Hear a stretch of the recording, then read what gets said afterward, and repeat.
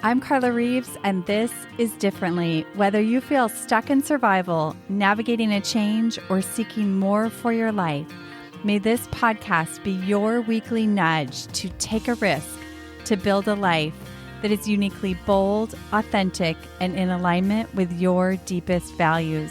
After a decade of coaching individuals from corporate leaders to creative artists to multi-million-dollar CEOs, I'm convinced we are far closer than we realize to what we deeply desire, and it's a willingness to do differently that can change everything.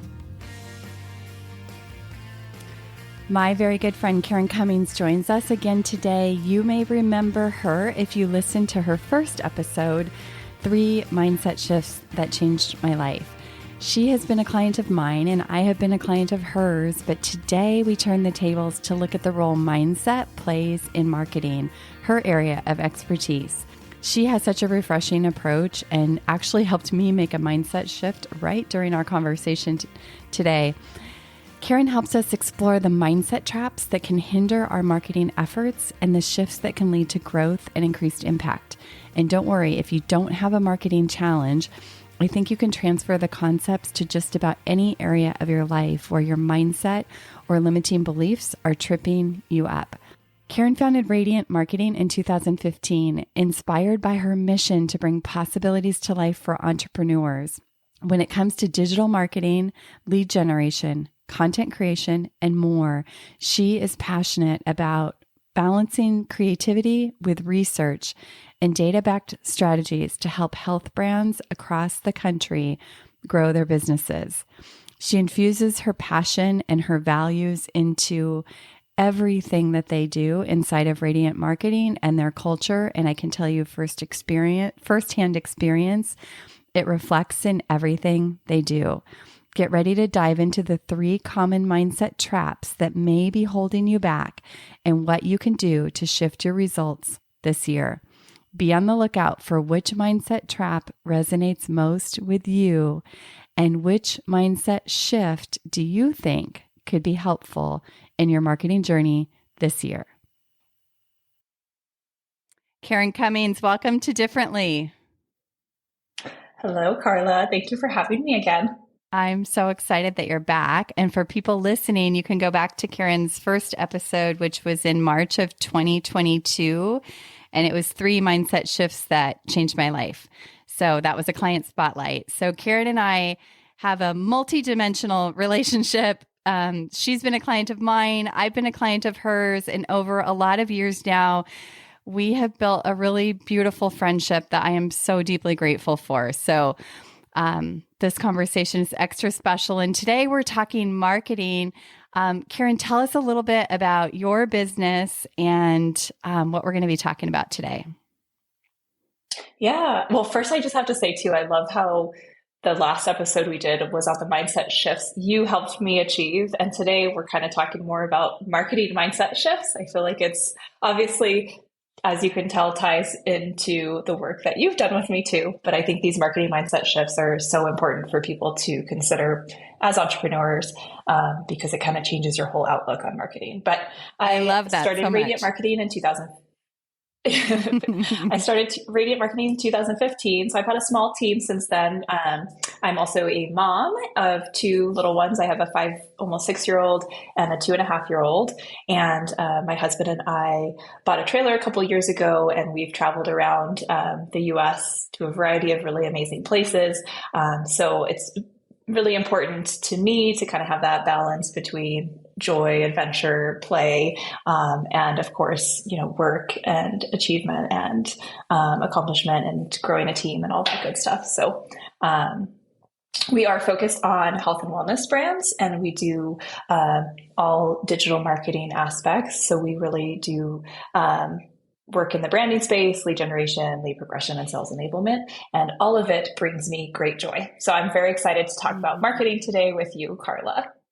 Well, and it's been so fun for me to have this window into watching your business over the years, because I feel like It's grown so much. Like you've grown so much and your business has grown so much. And when you began to focus on the health and wellness area, I saw you make some really big changes in even the culture in your company and the creative things that you're doing with your employees. So I'd love for you to share just a tidbit about that before we dive into the marketing.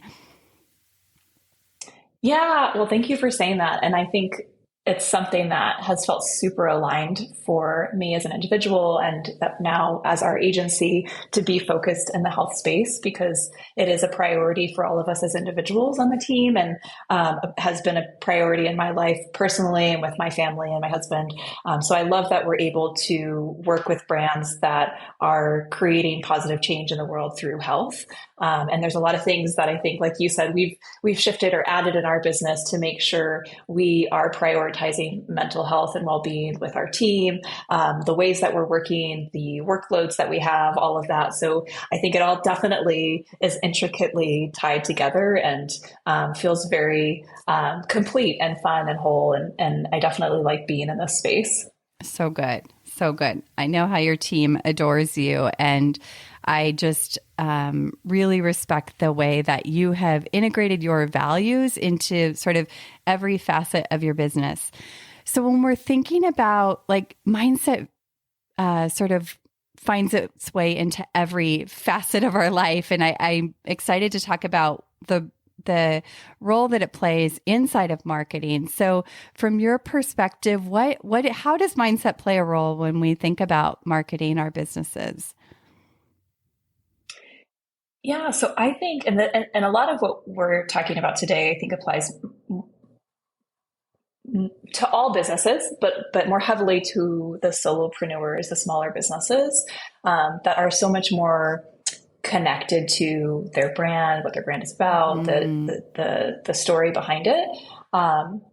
So I think a couple of mindset misconceptions or common traps that I have seen over the years, having done this now for 10 plus years, comes down to a couple of different things. The first one is that no one wants to hear what I have to say.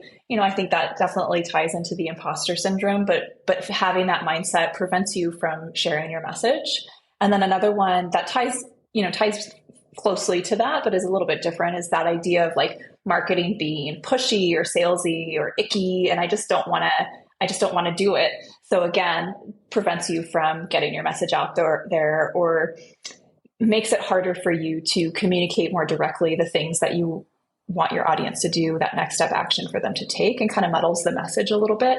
And a third one would be overthinking. I think as recovering perfectionists, it's hard to avoid the trap of trying to get something to a point where you feel like it's perfect, but instead really trying to shift your focus to progress over perfection. So if you get stuck in that perfection trap, just like the others, it prevents you from pushing things out into the world that could be benefiting the people that you created your brand for to begin with. And then the fourth one is the trap mindset, thought, feeling of having to do it all. I think we all are familiar with the idea that there's like a million different things we could be doing with our marketing, and a lot of us tend to think we need to be doing it all. And so we become quickly overwhelmed, or we sacrifice the quality and the value of what we're doing because we're trying to do it in so many different places and so many different ways. We want to be on Facebook, we want to be on Instagram, we want to do email marketing, we got to do videos and podcasts and events and webinars. So I think that's a big common one too, especially as technology becomes more and more prominent and AI is getting, introduced to a variety of different marketing aspects of businesses. But all of these in the end are gonna either prevent you from moving forward and getting your message out there, or they're going to reduce the quality and the value that you're providing with the marketing that you're doing. Well, I can check the box, I think, on all of those at some point or another, or maybe all at the same time. How do you, what's the impact of these that you run into in working with small businesses? I think there's a couple of big things. The first one being that I think the biggest impact is inaction, right? So if we feel like we don't deserve to be talking about what we want to be talking about, if we feel like it's not good enough to share yet, if we feel like it feels icky or salesy, like we're just not going to do it. And there's going to be a lot less information out there for people to grab onto and learn about your brand, engage with your brand, take the action you want them to take, and eventually be what's required to grow your business. So it's definitely going to prevent growth. And then I think the second thing is overwhelm, which again can a lot of times lead to inaction. You're just like, there's too much to do. There's so many places I need to be. I'm just feeling really overwhelmed. And as a result, I'm not going to do anything. Or like I said, that compromising of quality. Like, oh, I need to post on all 7 different social channels. So let's just clone this message over, even though it's like a little bit of a different audience here. And we're just kind of, lowering the quality of what we could be producing because we're just trying to produce it for everything and do everything at once. And then do people just get to a point of either overwhelm, like you said, or a point to where they really like want to make that traction in their business, or they want to have that consistency in their marketing that they just have not been able to achieve? Like, what's the state of mind that they typically reach out to you and like finally ready to actually hire support and help around this? Yeah, I think there's a couple of reasons we see people reaching out to us. The first would be, that they've recognized they can't do it all, and that they do need a team to support them, or they need additional resources or expertise that they aren't specialized in because they started their business, whether that's a service they're providing that they're passionate about, a healthcare provider or a mental health professional or a coach or whatever it is, and that's their area of expertise, and they know that they need to lean on other resources to help them accomplish what they want to accomplish. And another reason would be that they're just not getting the results that they want to be getting, right? So they might feel like they are doing enough or they're doing all the things and they're still not getting the results. Or they might recognize, for these other reasons, I'm not doing all the things I should be doing. And of course, I'm not getting the results that I want to. So I definitely think it's, we're having those initial conversations with businesses because they want to be driving better results. And a lot of times they want to be doing a better job in general with that communication and the branding that goes along with that. So how do we start to shift this? How do we start to change our mindset around this so that we can make the traction that we want to make? Because I know for myself, like when I've been willing to like ask for support in my business or hand something over, the reward of that is so high. And even just recently, I hired somebody to start doing some writing for my business, and that has alleviated so much time for me and so much pressure, but I couldn't see that. I mean, I knew I wanted some support, but I really couldn't see how big the reward was before hiring. But now I think for the first time in my business, feel like what it really is like to have good support in one particular area that can really free me up to work on other parts of my business. Yeah. So a couple of things, I think there are a few mindset shifts to make. I also just want to call out a really important thing in the example you just shared is that I think as solopreneurs, the value that we contribute to our marketing is really in the story that we're bringing to the table with our brand and the results that we're getting for our clients. So I think it's really important that you infuse that into your content as you pass it off to somebody else. And that process, was really, thorough. And the copywriter you're using, I think, ties that in really nicely. Because there's a lot of things that I think we want to keep our hands on or stay involved in as the business owner so that we don't lose touch with the pieces of marketing that are the most powerful. And in this case, with yours as an example, it's the results and how people are talking about what you're able to accomplish with them. So I think that that's a really important piece to consider as you outsource to freelancers or agencies, is that your role, you still have a very important role to play in marketing, and you'll never, or at least initially, as a smaller organization especially, be completely disconnected from that. But there is so much value, like you said, in getting that support where you can really continue to focus your energy on the things that that bring you joy, that you feel really good about and good at. And then you can lean on those resources to support you in the other areas. And I think a couple of things that mindset shifts, because you had asked me before this call, if people could transform one thing about their thinking. I wrote down two things because I couldn't just pick one. That's good. But the first one is just like everything I feel like you teach your clients as well, and anything in life, this applies to marketing as well, is do what brings you joy, right? So there's like 1,000 different things you can be doing for marketing. And if it's going to be something that just does not feel aligned with who you are as a person or what you like to do, then there's a much higher chance you're not going to do it. You're not going to stick with it. You're not going to be consistent. It's going to be that thing on your list that you want to push every time you see it. So granted, there will be aspects of things you need to get outside of your comfort zone a little bit, but you can narrow it down.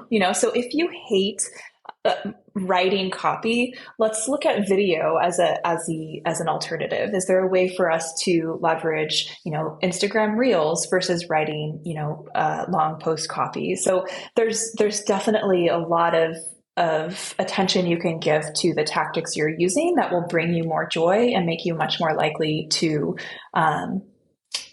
stick to what you need to be doing to get your message out there and grow your business. I appreciate that message so much. And I'm curious, like, if people listening, if that surprises you, like, do what brings you joy, right? But there's so much power in that, because I feel like if we're not doing that, if we are out of alignment with what we're doing, like, somehow that is translated, right? And it makes me think of when I used to be on Instagram, and I know I've told you, but it was just, it felt icky to me. And I never felt like I was able to translate the deep, important work that I was doing with people onto a post of some kind. And it just never felt right. And I would be on Instagram scrolling, and it would kind of leave me in a bad headspace when I got off. And I thought, I don't want to have my clients have to come on Instagram to find me for that reason. There were so many different little reasons why it didn't feel aligned for me. But I was so afraid to get off Instagram. I mean, here I had a podcast. Like, that's crazy to get off Instagram and not use it to promote your podcast. But I got to a point where I just knew in order to bring alignment, I needed to at least experiment and give it a try. And it's been the greatest thing. Like, I may go back on it sometime. Like, I feel like I have a whole different perspective about what that could look like. But that was a really important step. And it was, kind of what you said, like following my joy. Yeah, I know we've had conversations about that in the past as well, and I think it's such a great example of how you could discern what makes the most sense for you and your business. And I think you leaving Instagram and really embracing podcasting and going that direction has proven to be so much more fruitful and just so much more enjoyable, which really marketing, I know I'm biased, but marketing could and should be enjoyable. There's so much to love about it. And that leads me to my second thing when you told me to pick one and I picked two. But my second shift that I recommend people consider when it comes to how they're viewing marketing. And this kind of came years ago through some of the content I was following with Marie Forleo. But this idea that if you aren't effectively marketing your brand, then you're doing a disservice to those that you care about the most, which is your customers, why you created this to begin with. So yes, there is a possibility that your message and what you're doing is not going to appeal to everybody, and that is good and fine. But there's people out there that need to hear what you have to say. And if you're not doing your marketing, then you are doing them a disservice. You're keeping something from them. You're stealing from them the possibilities of enhancing or up leveling their life or their business or whatever it is that your product or service serves. So I think that's a really big mindset shift to consider is that leave behind that feeling of the ickiness, the salesiness, the nobody wants to hear this, and really remember those individuals that you created your brand for, and not getting that message out is really going to be hurting them. Yeah, because you're right. Because if we're hiding, they can't. There was something I heard. I think I read in a book. It was like something about a lifeguard, and she was a new lifeguard, and she had to go up in that seat or chair on the beach and be high up there. And it was kind of like, oh, I don't really like being up here. I don't really like being, like noticed up here. And it was the point was really like, if someone needs you on that beach, they won't be able to find you if you're not, somewhere where they can see you. And I think it's the same way with marketing. And I mean, just the last couple of weeks I've noticed in my email, I'm sure everybody has seen it over the holidays, just email after email after email, even from some of my favorite stores or things like that, right? But I don't unsubscribe. Like, I still love them, and if I don't want to see them, I just sort of remove them. But I don't feel overwhelmed by it, and I'm definitely reminded, like, oh yeah, maybe I do want to check out this one, what they have. So I think it's really opened my eyes that an email once a month is not enough. Which is what I used to do. First, I love that. I love that lifeguard example, and it just makes me think of, tying that to marketing is the idea of search engine optimization, right? So if your perfect person is out there looking for the solution you have to offer, they go to Google, they search for a solution to their problem, and you're nowhere to be found. So and for all we know, the content of what could have been on that article you didn't create could have been exactly what they were looking for, that would have reached them in a dire time of need. So I love that example, because I think that's so true. Like, you could, as you're producing and creating this valuable content, you're both pushing it out to those individuals, but they're looking for it from you, and they need you. And so it's so important to create that consistent communication. And again, the channel you choose, and even, Carla, even the frequency. So it might make sense for some people to do once a month. But as you found, and a lot of businesses find, is that you need to do a little bit more than that. But really, that's something you can test and try as you move forward with your strategy. Is, start simple. And that's something, I wanted to emphasize on this call too, is, adopt our mindset going into 2024. We're like, simple is best. Let's do less. And so if that's what you need to get started, is I'm going to commit to doing it this many times a month, because that feels doable and realistic to me. Then by all means, like, start somewhere, do that. And if you're seeing you're getting a little traction, but not quite as much traction as you want, then let's try 2 times a month, or let's try, adding in something, something extra or special or a little bit different, so that we can see that progress we want to be making towards the goals that we've set for ourselves. Well, I'm so glad you said that, because I did it once a month or twice a month for many, many years, and that was perfect for that stage in my business. And I love that you tailor whatever you're doing to the person that you're working. Like, there's no one size fits all. It kind of depends on so many different factors, it sounds like.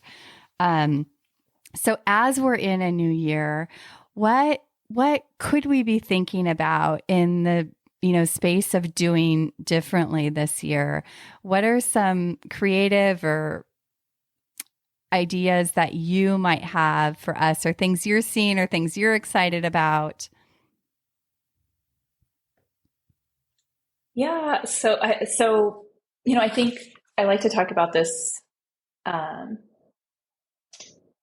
in a way that relates back to how we structure our services too. So I would encourage you to look at marketing in kind of three different buckets as you go into the 2024 year. So you've got your branding, which is, the identity, the messaging, the look and feel, the kind of the story of your business, of your brand. And then you've got the lead generation. So do you have new contacts coming into your systems, growing your community, that are really the lifeblood of new business and growth? And then you've got like that progression sort of sales enablement side. So once you've got these people in your community, how are you engaging with them to move them through to the point of purchase or consultation or whatever that kind of next final step is before they become customers.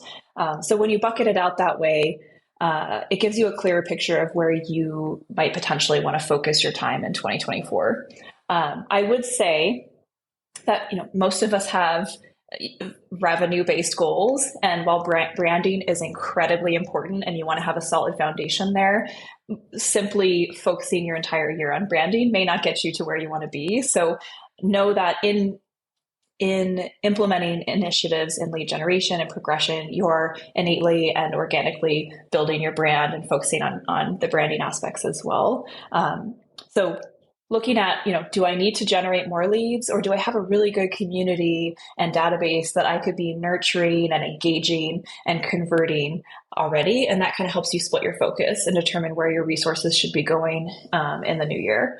And then something to think about too is really setting those goals right now. So establishing where your baselines, where are you at today, and where do you want to be at the end of the year?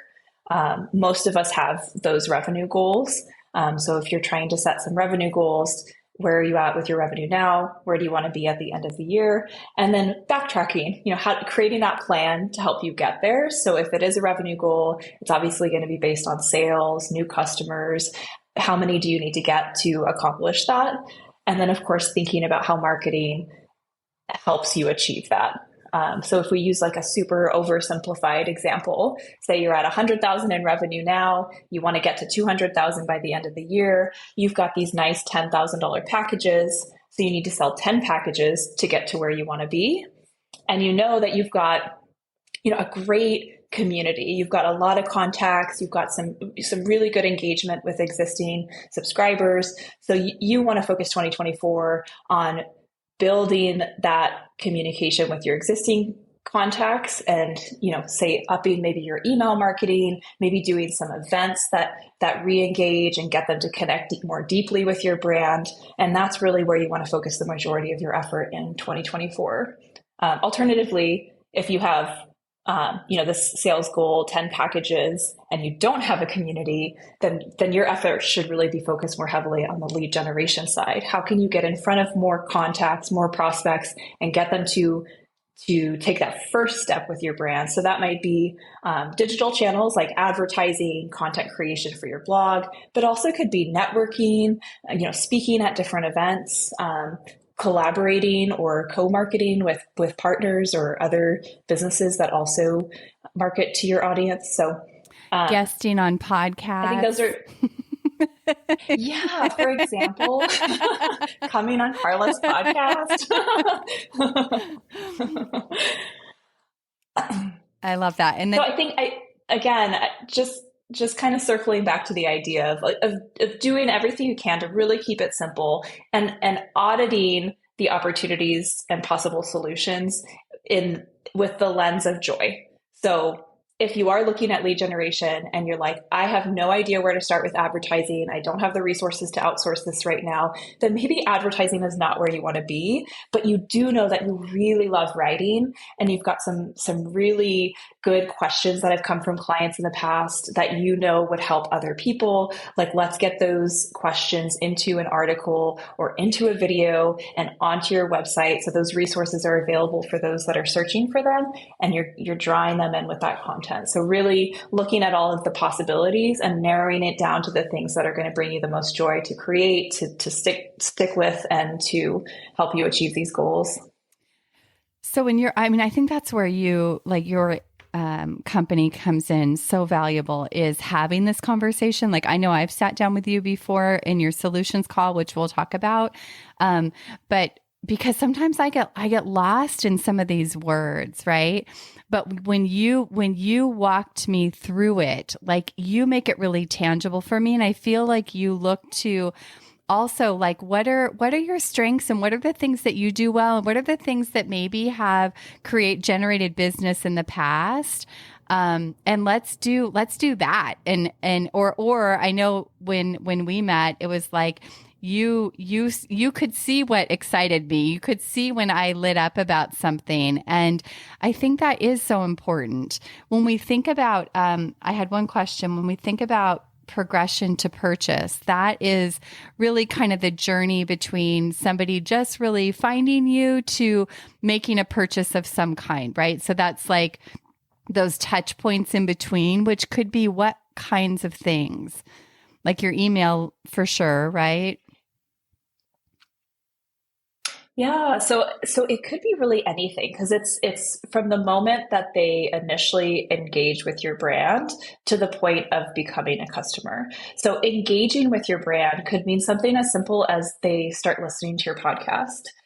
So they haven't even necessarily, quote unquote, converted as a lead. You don't know who that listener is yet, but they've been introduced to your brand. They're starting to consume some of your content. They're realizing that they like what they're hearing. And then it kind of progresses from there so that they might subscribe to your podcast and then they start getting notifications of new episodes and they're listening to all those episodes, and on those episodes you're saying, check out my website, I have a complimentary call, I invite you to partake in that. So they go to your website, they fill out that form, and then it goes from there. So there's so many different paths that people can take, and us as consumers, we know, right? Like you get introduced to brands in different ways. You have oftentimes, especially if it's a more expensive purchase, you have a lot of touch points where you're exploring different options, you're doing your research, you're going to social, you're asking friends. So the idea here is really understanding your audience, who you're trying to attract, because that in itself will give you a lot of information about where you could be and what type of information you could be sharing.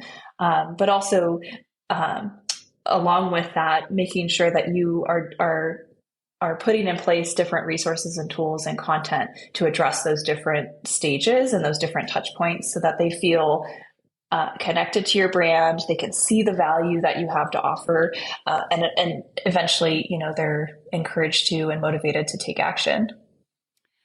Well, and I like that you said, like you put me in the frame of mind of like, think about when I'm consuming, when I find somebody that I love or I listen to their podcast, then I'm like listening to like 10 or 20 of their podcasts, right? And then I might want to go find another piece of their content. Like, I'm so excited. You reminded me that I'm so excited on that end to find more things that are of value. And sometimes from a business owner standpoint, like one of your mindsets that gets in the way, right, is we think we're being salesy or pushy, but we're actually serving. And I know that's what you always say. We're serving that client. We're not forcing them to take the next step. We're not forcing them to, make a larger purchase over time, but we're giving them the opportunity to do that in a way that serves them. And that helps me so much to think about it from that standpoint. Yes, I love that example, Carla. And I also feel like you hit on such an important point that we often forget, which is a lot of times we need to tell people what that next step is. And I think when we're so close to our business, we're kind of assuming that they know, oh, they can call me or they can do this. But it's so important to incorporate those, calls to action in the content you're creating. Because a lot of times they don't know. And when you're giving them that very specific direction, it makes it so much easier for them to take that action. Because really that's your job, right? Is to guide them to where they should be next. So whether that's recommending another episode, if they're listening to something on the podcast, or if that is pushing them to a promotion you have running right now or an event you have coming up. I know I am always thankful and consider those things when I'm listening to something or consuming something from a brand that I love is when they're like, oh, don't forget, we have our event. I'm like, ooh, I did not know you had that event coming up. I'm going to go check it out. So yeah, I think that's a really important point too, is that it may seem like it's like these things are a given, but it is so important. And research shows that the more times you remind people or prompt people of what they could do next, the more likely you are to get, more action and engagement. Well, and you've helped me so many times in this, but this is where having somebody like you on your, team of your business to help you remember those things. Cause I just feel too close sometimes. I feel like I have blind spots and I need somebody like you in my corner to remind me of those things. So I think that's just another huge value that you bring.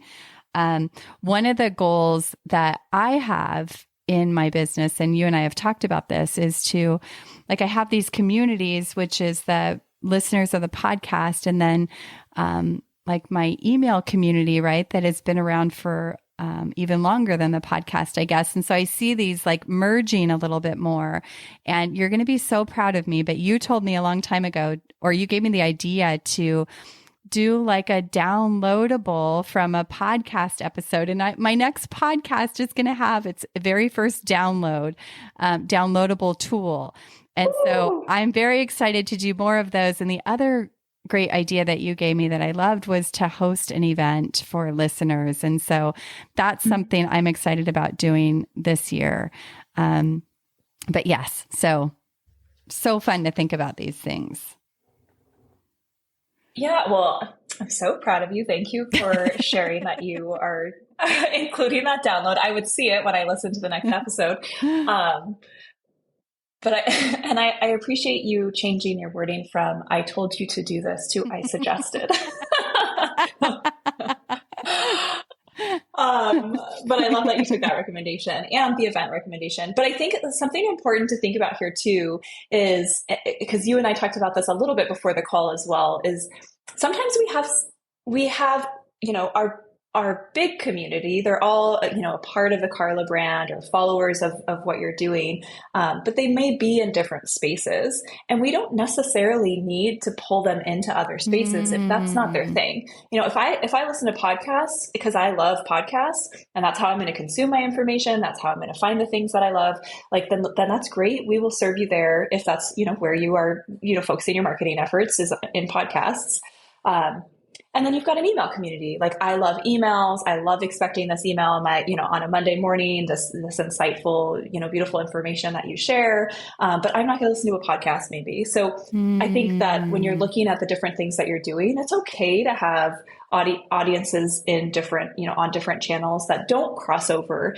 And I think if that is the case, it's more so looking at how do you, again, continue to kind of engage them, offer them more value, and keep them moving through so that they are eventually encouraged to take that final action with you. So what you did is perfect. You're not trying to get them over to the email list necessarily. You're giving them this beautiful download in the podcast episode itself so that they can access that resource from the place that they already are, where they like to consume information. So I think that's perfect. And that's definitely something to think about, is how you're engaging with these different audiences and how you're continuing to offer them value in the way that they're going to receive it, and the best way they're going to receive it and actually engage with it. So you just gave me a mindset shift. So that's going to be my mindset shift going into the year, is that I don't need to think about, like, I have this vision of this, community being one, but that doesn't need to be there. And really the bigger goal is just to serve them and give value where they are and where they like to hang out, not necessarily where I want them to hang out. I like that. Yeah, no, I think and again, I think that we're using you as an example, and you enjoy sending your emails, you enjoy doing the podcast. So it kind of makes sense for you to have these two communities, where for others, it might make more sense that they're really just focused on one channel over another. But because you've established these, I think it's so important to, yes, like you said, continue to serve them how they've kind of already expressed to you. They want to hear from you and the way that they're already following you. So I think that's really important to keep that in mind. And that is something to think about, and something I always recommend is continuing to get this kind of feedback from your contacts and your customers, clients as well, is staying connected to them to understand where they see the value in what you're offering, how you could be of service to them, and really continue to get new ideas from the people that are the ones you want to be serving to begin with. So I think that a lot of times business owners neglect to keep that feedback loop in place, or they, obviously we're also busy. There's so many things for us to do, but I do think this is such a critical element to successful marketing, is having those conversations with your clients so that so that's informing your future marketing decisions and the messages you're sharing, and where you're spending your time, and what's going to drive the greatest impact for you and for your customers. That's been a game changer for me, like doing that research. And so that's a component of the work that you're doing with people. Do you want to speak to that a little bit?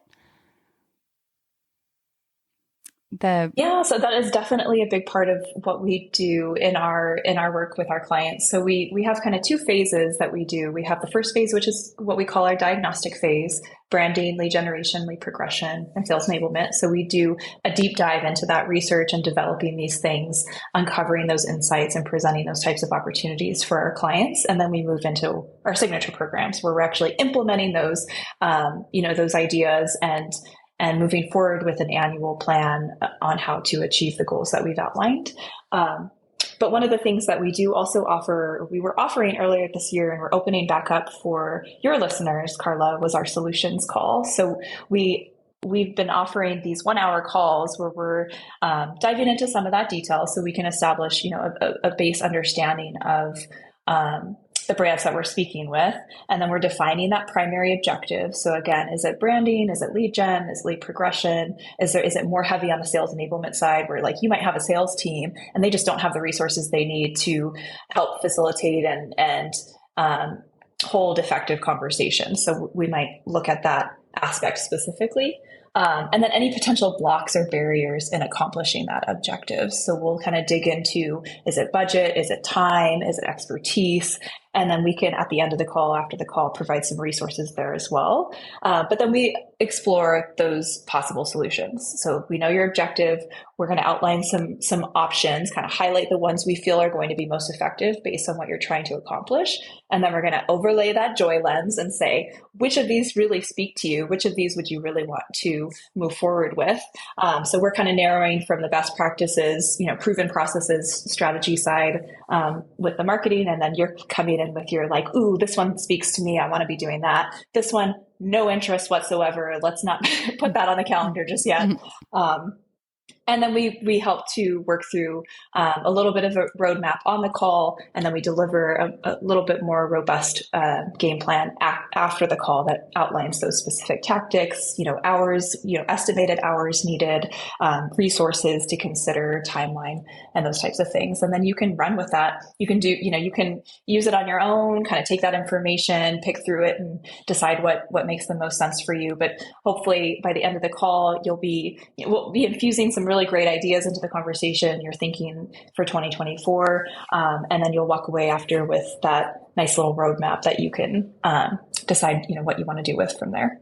Amazing. And is there a cost for that call? Not right now, not for Carla's listeners. You guys, usually it's $250, but it's complimentary. We did this just a few months ago, I think it was. You guys, this call is gold. I can't say enough about Karen and her team. Like that call was, for one, she gave me something to do ahead of time. So they had some information to work with before we got on the call.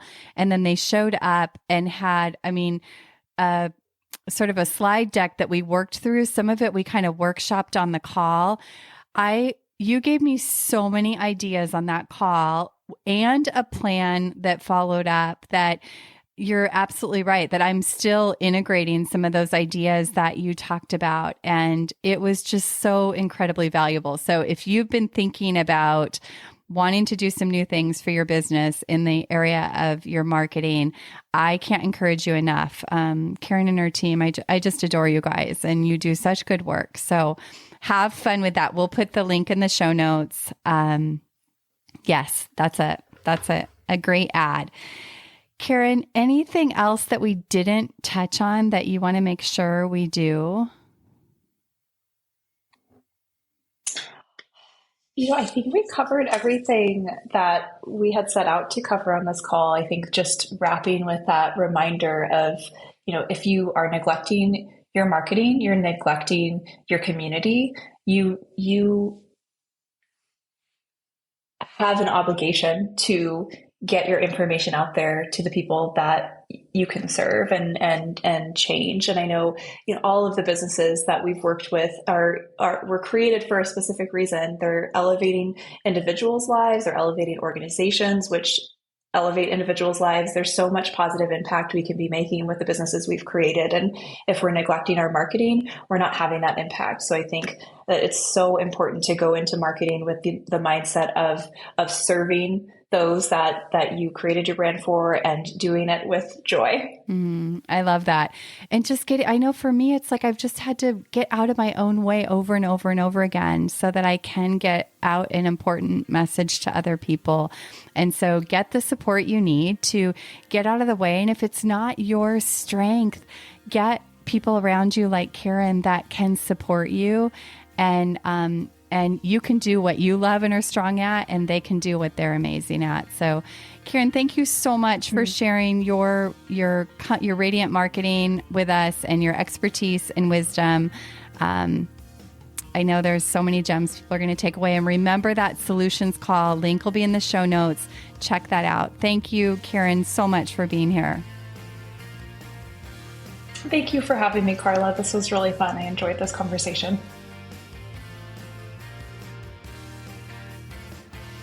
Hey, thanks for tuning into this episode of Differently. I hope it stirred your thinking, and I invite you to take one inspired action from something that stood out to you. If you want to hear more conversations like this, be sure to hit follow on your favorite podcast app. And if this episode could impact someone you know, please help us spread the word and pass it along. Remember, new episodes drop weekly. See you next week.